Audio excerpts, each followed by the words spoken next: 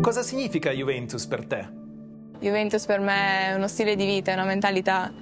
È un amore che non si può spiegare a parole. È tutto. Se dovessi descrivere Juventus con una sola parola, quale sceglieresti? È la magia del calcio. Casa. Love.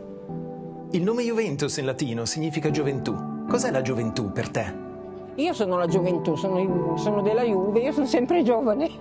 Creativity and fighting spirit. E andare sempre avanti, guardare il futuro e migliorare sempre se stessi come singoli e come squadra. Buon compleanno, Juventus. Auguro a Juventus di guardare al futuro con ambizione e obiettivi. Tanti auguri per altri 100 e passa anni di vittorie e di trionfi.